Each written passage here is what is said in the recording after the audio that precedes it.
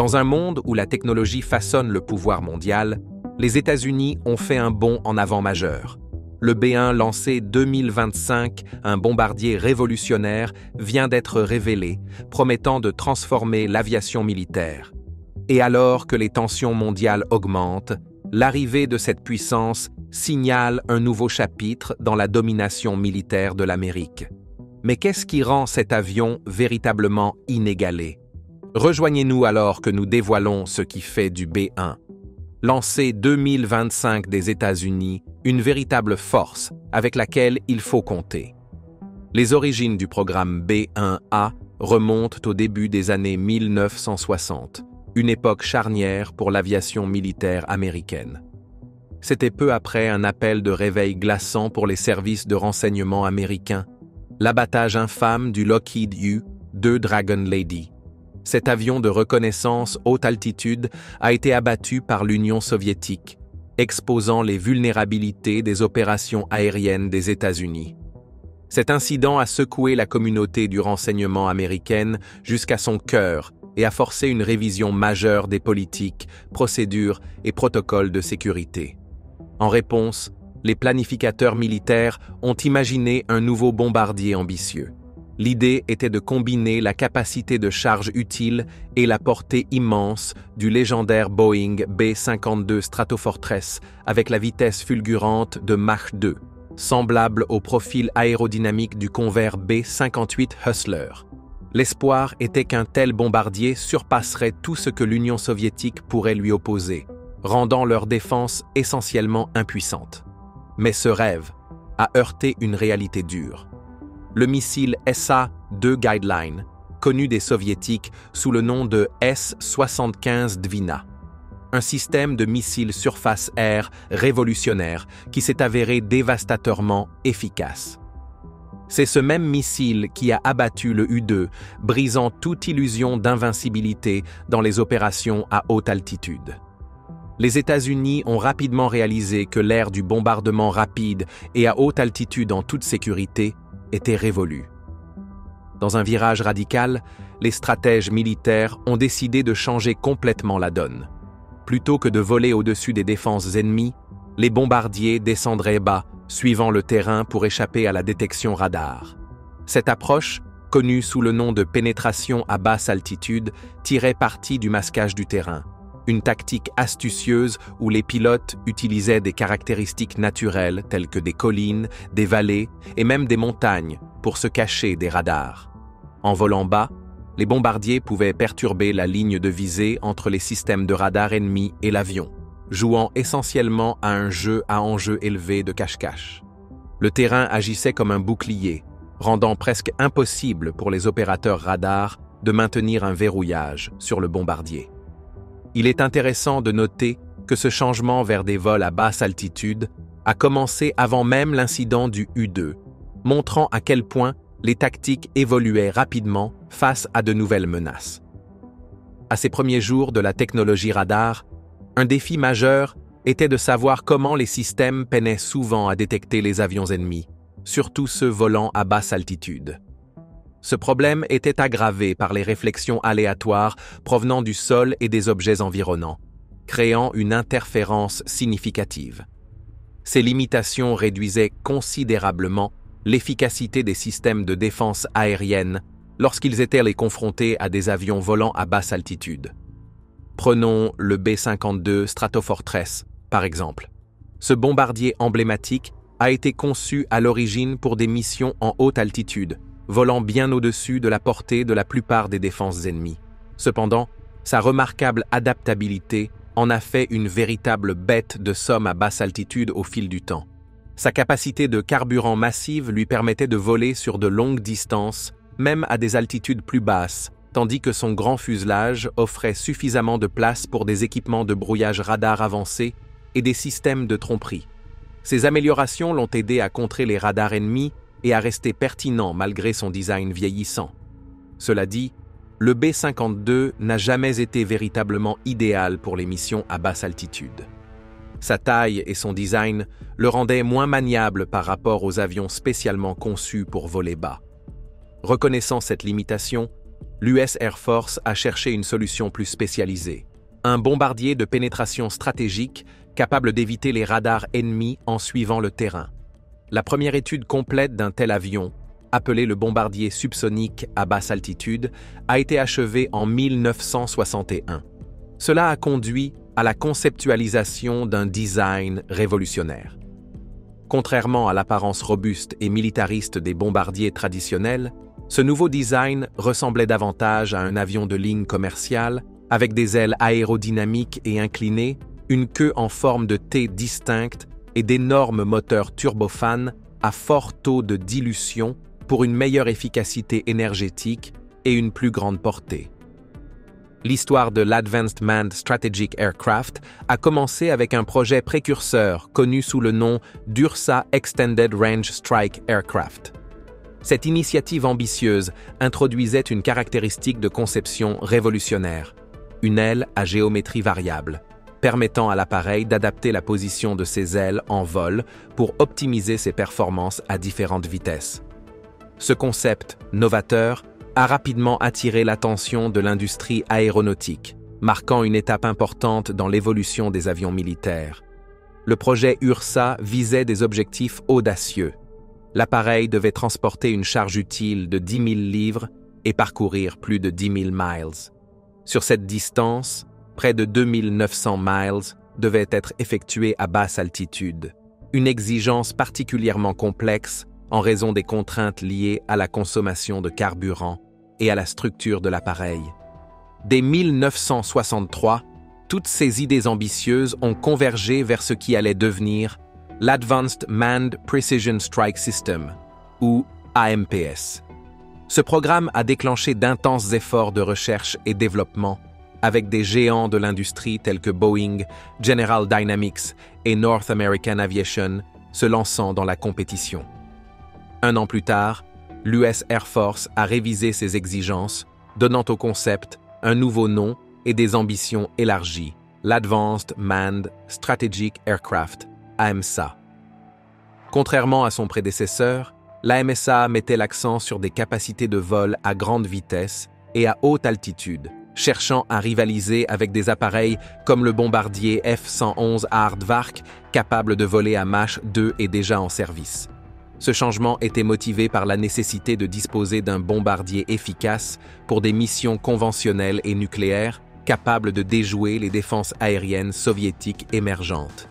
À ce stade, l'AMSA était devenue une sorte de running gag parmi les experts de l'aviation, qui plaisantaient en disant qu'il s'agissait de l'avion le plus étudié d'Amérique. Si le projet promettait des avancées, il révélait aussi un débat croissant au sein des cercles de défense américains. Le secrétaire à la défense de l'époque, Robert McNamara, était particulièrement sceptique. Fervent défenseur des missiles balistiques intercontinentaux, ICBM, comme pilier de la dissuasion nucléaire américaine, McNamara estimait qu'investir des ressources dans un nouveau bombardier coûteux était inutile. Après tout, les ICBM pouvaient obtenir des résultats similaires à une fraction du coût et avec beaucoup moins de risques opérationnels. En 1964, le programme Advanced Manned Strategic Aircraft a pris un tournant majeur lorsqu'il a été réduit pour se concentrer uniquement sur la recherche et le développement de composants. Cette décision reflétait les débats plus larges sur les priorités de la défense à cette époque. En 1968, le programme a subi un autre revers lorsque le financement du développement de l'appareil a été à nouveau rejeté. Cependant, tout a changé avec l'arrivée de Richard Nixon à la présidence. Peu après son investiture, Nixon a rétabli le programme AMSA dans le cadre de la stratégie de réponse flexible de son administration. Cette approche visait à offrir une gamme plus large d'options militaires, s'éloignant du choix binaire d'une guerre nucléaire totale. Le secrétaire à la défense de Nixon, Melvin Laird, a examiné de plus près le programme et a apporté des ajustements cruciaux. L'une de ses décisions notables a été de réduire le nombre d'avions FB-111 qui ne disposaient pas de l'autonomie nécessaire pour des missions stratégiques. À la place, Laird a accéléré la recherche et le développement du concept AMSA, avec pour objectif de fournir un bombardier à long rayon d'action mieux adapté aux besoins de l'Air Force. En 1969, Après de nombreux débats et discussions, le programme a enfin pris de l'ampleur. Il a été officiellement rebaptisé projet B-1A, marquant un nouveau chapitre dans la quête de l'US Air Force pour un bombardier de pointe. Cette même année, l'Air Force a invité les géants de l'aérospatiale, Boeing, General Dynamics et North American Rockwell, à soumettre leurs propositions pour ce qui allait devenir une nouvelle génération de bombardiers stratégiques. Le processus n'a pas été sans difficulté. En 1971, après l'examen des conceptions proposées par North American Rockwell, l'Air Force a identifié 297 demandes de modification. Ces révisions allaient de la correction d'incohérences avec les spécifications techniques à des améliorations visant à simplifier la maintenance et à accroître l'efficacité opérationnelle. Malgré ces défis, le programme a poursuivi sa progression, posant les bases de ce qui allait devenir l'emblématique B-1 lancé. L'un des défis majeurs du programme B-1 dans les années 1970 a été l'inflation, qui a entraîné une explosion des coûts. Lors de sa conception initiale, le coût estimé de construction d'un bombardier B-1 était d'environ 40 millions de dollars dans les années 1970. Cependant, en 1975, ce chiffre avait grimpé à 70 millions de dollars, soit presque le double de l'estimation initiale. Cette forte augmentation des dépenses a poussé le président Jimmy Carter à réévaluer l'ensemble du programme. Mais ce n'était pas seulement l'envolée des coûts qui l'inquiétait. À peu près au même moment, Carter prit connaissance des avancées sur un projet révolutionnaire, un avion furtif. L'idée d'un bombardier quasi indétectable grâce à une technologie furtive avancée lui semblait être un investissement plus intelligent que la poursuite du développement du B-1. Le 30 juin 1977, Carter prit une décision difficile qu'il décrira plus tard comme l'une des plus dures de sa présidence. Il annonça l'annulation du programme du bombardier B-1A.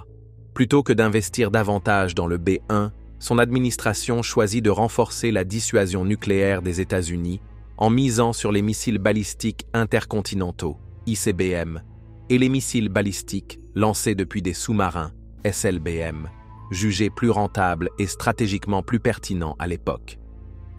Malgré le secret entourant le programme du bombardier furtif, la décision de Carter permit la poursuite du projet de l'Advanced Technology Bomber. Ce programme hautement classifié donna naissance au légendaire B-2 Spirit, un bombardier furtif qui révolutionna la guerre aérienne grâce à sa capacité à pénétrer profondément en territoire ennemi sans être détecté. Fait intéressant, bien que le programme B-1A ait été officiellement annulé, les tests en vol des prototypes se poursuivirent. Lorsque ces essais prirent fin en avril 1981, 4 prototypes de B-1A avaient effectué 70 vols d'essai, accumulant un total de 378 heures de vol. Ces tests fournirent des données précieuses qui s'avérèrent utiles lorsque le programme fut finalement relancé. Lorsqu'il accéda à la présidence en 1981, Ronald Reagan fut confronté à un dilemme similaire.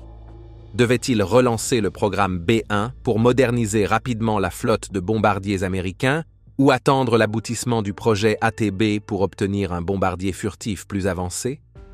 En octobre 1981, Reagan prit une décision audacieuse. Les États-Unis commanderaient 100 bombardiers B-1 pour répondre aux besoins critiques d'un avion de combat à long rayon d'action. Quelques mois plus tard, en janvier 1982, l'US Air Force franchit une nouvelle étape en signant 2 contrats avec Rockwell International, d'une valeur de 2,2 milliards de dollars.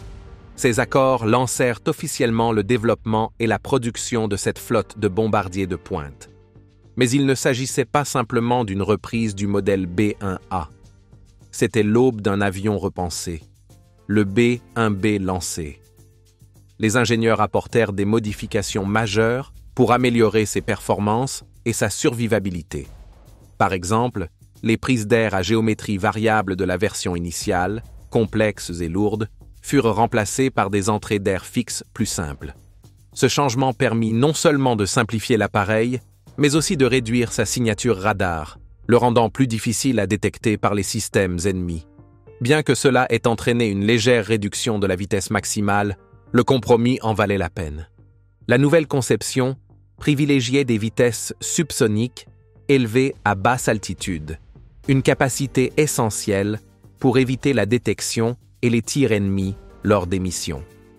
Le B-1B pouvait désormais voler à Mach 0,92 à basse altitude, une amélioration par rapport au Mach 0,85 du B-1A. À haute altitude, sa vitesse maximale atteignait Mach 1,25, légèrement inférieure aux capacités supersoniques de son prédécesseur, mais toujours impressionnante pour un bombardier stratégique. Une autre amélioration majeure concernait son poids maximal au décollage, qui passa de 395 000 livres sur le B-1A à un impressionnant 477 000 livres sur le B-1B. Cette amélioration permit à l'avion de décoller avec un plein de carburant interne, tout en pouvant transporter des armes externes supplémentaires si nécessaire. Cela fit du B-1B non seulement un bombardier plus furtif, mais aussi un appareil beaucoup plus polyvalent et performant, parfaitement adapté aux menaces de la guerre froide. Grâce au travail acharné des ingénieurs de Rockwell, l'augmentation du poids du B-1 fut minimisée malgré les nombreuses améliorations et modifications apportées à sa conception. L'une des principales motivations derrière ces changements était la montée des inquiétudes face aux nouvelles capacités de l'Union soviétique, notamment l'introduction du MiG-31, équipé du radar avancé Zaslon, ainsi que d'autres avions dotés de capacités de détection en plongée, Look Down, Shoot Down. Pour contrer ces menaces, le système de guerre électronique du B-1 fut considérablement modernisé, améliorant sa capacité à éviter la détection et à brouiller les radars ennemis. L'apparence impressionnante du B-1 se caractérise par une configuration mixte d'ailes avec une aile à géométrie variable pouvant s'ajuster entre 15 et 67,5 degrés, lui permettant d'adapter son profil aérodynamique en fonction de la mission. Cela lui confère une grande polyvalence, lui permettant d'exceller aussi bien à haute qu'à basse vitesse avec une excellente manœuvrabilité. Le B-1 possède également des quilles de contrôle du mouvement triangulaire unique et une conception distinctive en croix pour sa queue. Sous son extérieur élégant, ce bombardier est propulsé par 4 turboréacteurs General Electric F-Cent GE100 Chacun de ces moteurs est capable de produire 17 390 livres de poussée, tandis que les post-combusteurs ajoutent une impressionnante poussée supplémentaire de 3 780 livres pour une accélération rapide. En 2004, lors des discussions sur la modernisation du B-1B vers le B-1R, des plans furent envisagés pour remplacer ces moteurs par les plus modernes Pratt & Whitney F-119, similaires à ceux utilisés dans le F-22 Raptor. Bien que cette idée ait été avancée par Lockheed Martin, elle ne fut jamais mise en œuvre. La survie du bombardier B-1, en particulier par rapport à ses contemporains dans le monde de l'aviation, est en grande partie due à sa faible signature radar relative ou à sa surface équivalente radar, SER, réduite. Bien qu'il ne soit pas un avion furtif comme le B-2 Spirit, la conception du B-1 intègre intelligemment des éléments qui minimisent sa visibilité radar. Par exemple, il possède des entrées d'air en forme de serpentin qui réduisent les réflexions radar, ainsi qu'une utilisation étendue de matériaux absorbant les ondes radar sur son fuselage. Grâce à ces innovations, sa SER est environ 50 fois inférieure à celle du B-52, bien que les deux avions soient de taille similaire. En d'autres termes, la signature radar du B-1 est plus proche de celle d'un avion plus petit et moins détectable, même s'il ne peut être classé comme furtif. Surnommé le Bone, le B-1B lancé constituait une menace redoutable à son apogée, notamment pour l'Union soviétique.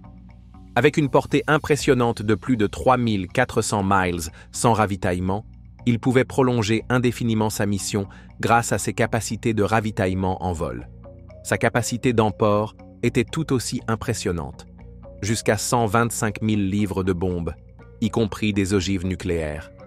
Cela signifiait que le B-1B pouvait effectuer des frappes dévastatrices partout sur la planète avec rapidité et précision. Cependant, le timing ne joua pas en faveur du B-1. Lorsqu'il entra officiellement en service à la fin des années 90, La guerre froide touchait à sa fin et l'effondrement de l'Union soviétique le priva rapidement de sa mission principale. En 1992, la dissolution du Strategic Air Command entraîna la suppression des capacités nucléaires du B-1. Dès lors, la flotte fut entièrement réorientée vers des missions conventionnelles. Mais le B-1 n'était pas destiné à sombrer dans l'oubli. L'intégration de technologies avancées, comme le Sniper Advanced Targeting Pod de Lockheed Martin, lui offrit une seconde vie. Cette modernisation permit au B-1 d'effectuer des frappes de précision, avec des munitions intelligentes modernes, le transformant en un élément clé de la guerre du XXIe siècle. Lorsque le B-1B lancé fit ses débuts lors de l'opération Desert Fox en Irak en 1998, il démontra son efficacité avec ce que certains qualifiaient de bombe stupide. Bien qu'il s'agisse d'une arme relativement simple, la capacité du B-1B à la délivrer avec une précision remarquable redéfinit complètement son rôle sur le champ de bataille. Initialement conçu comme un bombardier stratégique de l'ère de la guerre froide, il trouva un nouveau rôle en tant qu'avion de soutien aérien rapproché, s'imposant comme un atout inattendu dans les terrains difficiles et étendus d'Irak et de Syrie. Le B-1 lancé a joué un rôle crucial dans plusieurs grandes opérations militaires, notamment l'opération Allied Force au Kosovo, l'opération Enduring Freedom en Afghanistan et l'invasion de 2003 en Irak-l'Irak en 2003. Connu pour sa polyvalence, le B-1 a déployé un large éventail d'armes conventionnelles en zone de combat, avec la bombe GBU-31 JDAM de 2000 livres parmi les plus utilisées. Lors des premières phases de l'opération Enduring Freedom, le B-1 démontra son importance dans la guerre aérienne. En seulement 6 mois, une flotte de 8 B-1 largua près de 40% de toutes les bombes aériennes utilisées dans la campagne, y compris un impressionnant total de 3900 JDAM. Ces munitions guidées de précision jouèrent également un rôle clé en Irak, où, le 7 avril 2003, des bombardiers B-1 participèrent à une mission de grande envergure visant à éliminer Saddam Hussein et ses 2 fils, bien que cette tentative ait finalement échoué. La fiabilité du B-1 s'est nettement améliorée pendant son service en Afghanistan, atteignant un taux de disponibilité opérationnelle de 79%, un jalon important compte tenu de l'environnement opérationnel exigeant. À l'origine, 100 B-1B avaient été construits, mais en l'an 2000, il en restait 93, les autres ayant été perdus dans des accidents. En 2001, le Pentagone proposa de placer environ un tiers de la flotte en stockage dans le cadre d'une mesure d'économie. Cette proposition suscita une vive opposition de la part des officiers de la Garde nationale aérienne américaine et des membres du Congrès, ce qui mena à la rédaction d'un amendement visant à bloquer ces réductions. L'objectif de cette proposition était de réaffecter des fonds à la modernisation des avions restants, avec un accent mis sur l'intégration de systèmes informatiques avancés afin de maintenir les capacités technologiques du bombardier à la pointe. En 2003, l'US Air Force prit la décision stratégique de retirer 33 de ses B-1B lancés, concentrant ainsi ses ressources sur le maintien du reste de la flotte en parfait état opérationnel. Cette décision suivit la suppression du B-1B des 2 ailes de bombardement de la Garde nationale aérienne, permettant une allocation budgétaire plus efficace. Cependant, l'année suivante, les priorités changèrent. Une nouvelle loi de financement ordonna la réactivation de certains de ces appareils retirés du service. En conséquence, 7 B-1B furent sortis du stockage, portant la flotte à 67 appareils. En juillet 2007, le B-1B adopta un rôle crucial. L'Associated Press souligna la présence grandissante de l'US Air Force en Irak, où le B-1B fut réintroduit comme une plateforme de soutien essentielle pour les forces terrestres de la coalition. Sa polyvalence et son endurance en faisaient un choix idéal pour les missions de surveillance armée, Armed Overwatch. Dès 2008, des B-1B furent déployés au-dessus de l'Irak et de l'Afghanistan, évoluant en permanence au-dessus des zones de combat pour fournir une surveillance en temps réel et un soutien aérien immédiat. Équipés de bombes guidées de précision, ces bombardiers pouvaient frapper des cibles ennemies à la demande, renforçant considérablement l'efficacité des troupes au sol. En plus de ses rôles de combat, le B-1B fut également un pionnier dans l'innovation aéronautique. Le 19 mars 2008, un B-1B de la base aérienne de Dyess, au Texas, entra dans l'histoire en devenant le premier avion de l'USAF à atteindre des vitesses supersoniques en utilisant un mélange de carburant synthétique et de kérosène traditionnel. Cet essai révolutionnaire, mené au-dessus du Texas et du Nouveau-Mexique, faisait partie d'une initiative plus large visant à réduire la dépendance de l'armée aux sources pétrolières traditionnelles tout en explorant des options énergétiques plus propres et durables. Plus tard, la même année, le 4 août 2008, un B-1B équipé du Sniper Advanced Targeting Pod mena sa première mission de combat. Cette technologie de pointe permit à l'équipage d'identifier avec une précision extrême les positions ennemies et de larguer avec succès une bombe guidée GBU-38 en Afghanistan. Cette mission illustra l'évolution du B-1B en une plateforme de frappe de précision capable de s'adapter aux exigences des conflits modernes. Le B-1B continua de démontrer sa portée mondiale et sa polyvalence. En mars 2011, des B-1B de la base aérienne d'Ellsworth participèrent à l'opération Odyssey Dawn, frappant des cibles non divulguées en Libye. L'une des caractéristiques les plus remarquables du B-1B est sa gigantesque capacité en carburant, lui permettant de rester en vol pendant de longues heures. Cette endurance lui permettait d'évoluer au-dessus des cibles, offrant une reconnaissance en temps réel essentielle pour le commandement et les troupes engagées au sol. Le B-1B ne se contentait pas de rester en vol. Équipé de systèmes avancés comme le Sniper Advanced Targeting Pod, il pouvait localiser précisément des cibles et transmettre des informations de ciblage détaillées.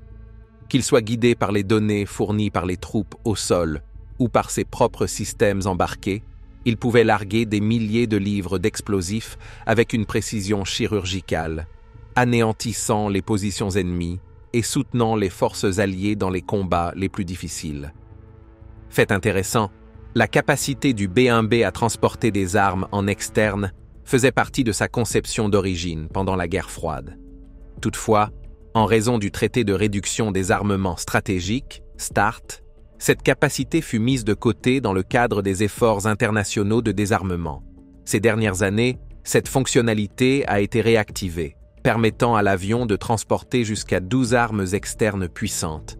Cette amélioration modernisée accroît sa flexibilité, garantissant qu'il reste un atout majeur dans la guerre moderne. L'une des mises à niveau les plus notables du B-1B est l'ajout des missiles AGM-158, Joint Air-to-Surface Standoff Missiles, et AGM-158C, Long Range Anti-Ship Missiles. Ces missiles de croisière subsoniques sont conçus pour frapper à de longues distances, permettant au B-1B de neutraliser des cibles avec précision, tout en restant hors de portée des défenses ennemies. Le système de pylônes modulaires adaptables à la charge du B-1B est une avancée révolutionnaire. Il lui permet de transporter un total impressionnant de 36 missiles de croisière, 12 sur ses pylônes externes et jusqu'à 24 à l'intérieur de ses soutes à bombes internes. Cette capacité transforme le B-1B en une force de frappe capable d'écraser les forces navales ennemies, en particulier dans des scénarios à haut risque, tels qu'un conflit dans la région Asie-Pacifique, où la montée en puissance de la marine chinoise constitue un défi stratégique. Le B-1B se prépare également à emporter des armes hypersoniques, actuellement en cours de développement actif. Les missiles hypersoniques, comme les Hypersonic Attack Cruise Missiles, possèdent des capacités remarquables, avec des portées opérationnelles d'environ 1000 miles et des vitesses vertigineuses pouvant atteindre Mach 8, soit 8 fois la vitesse du son. Ces missiles sont si avancés qu'ils surpassent la plupart des systèmes de défense existants, les rendant quasiment impossibles à intercepter. Ce qui rend le B-1 particulièrement unique, c'est sa capacité à transporter jusqu'à 12 missiles hypersoniques en externe, une caractéristique qui accroît considérablement sa puissance de feu. Cette combinaison de missiles de croisière avancés et de missiles hypersoniques positionne le B-1 Lancer comme un atout crucial dans toute future campagne militaire, en particulier pour dissuader ou contrer les menaces de la République populaire de Chine dans les eaux de plus en plus contestées de la région Asie-Pacifique. À l'origine, cette liste incluait également l'AGM 1038A Air Launched Rapid Response Weapon, un élément clé du programme de missiles hypersoniques Aero. Cependant, l'US Air Force a annulé le développement de ces missiles hypersoniques en mars 2023 en raison d'une combinaison de contraintes budgétaires et de changements de priorité. Malgré cette annulation, l'US Air Force dispose toujours d'un arsenal impressionnant et redoutable en matière d'armement conventionnel. Si elle parvient à équiper ses 45 B-1 lanceurs restants avec les missiles nécessaires et à obtenir un financement gouvernemental suffisant, elle possédera l'une des combinaisons d'armes conventionnelles les plus puissantes jamais vues. En effet, 5 bombardiers B-1 lanceurs, avec seulement 15 membres d'équipage, peuvent détruire 6 navires de guerre comptant plus de 3000 marins. Ce ratio d'efficacité est extraordinaire, rivalisant même avec la puissance destructrice des armes nucléaires. Le B-1 est capable de transporter une large gamme de bombes et de missiles conventionnels, y compris des munitions guidées de précision, pouvant être lancées à grande distance. Sa capacité de charge utile massive et sa vitesse élevée en font un élément clé des capacités de frappe aérienne des États-Unis. Et bien que cette puissance soit redoutable, il est important de noter que même les avions les plus avancés, comme le B-1, finiront par devoir être remplacés. En 2032, le Pentagone prévoit de commencer le remplacement progressif du B-1 par le B-20 et un Raider, un bombardier furtif de nouvelle génération produit par Northrop Grumman. Le B-21 est conçu avec des caractéristiques furtives, lui permettant de pénétrer les systèmes de défense aérienne ennemis les plus sophistiqués. Il est destiné à être plus efficace, plus économique et plus adaptable aux besoins technologiques futurs. Cependant, de nombreux analystes militaires estiment que le B-1 Lancer pourrait rester pertinent bien au-delà de sa date de retraite prévue. Avec des mises à niveau supplémentaires de son avionique, de ses systèmes d'armes et de la performance de ses moteurs, il pourrait continuer à jouer un rôle crucial dans les missions de l'US Air Force jusqu'en 2040, voire au-delà. La capacité du B-1 à transporter 75 000 livres, environ 34 tonnes, de bombes et de missiles, plus que tout autre bombardier américain, explique en grande partie sa valeur stratégique. Il peut être équipé de diverses armes, notamment des munitions guidées de précision Joint Direct Attack Munitions, qui lui confèrent des capacités de frappe d'une précision exceptionnelle. Il est capable d'effectuer aussi bien des missions de bombardement stratégique que tactique avec une efficacité redoutable.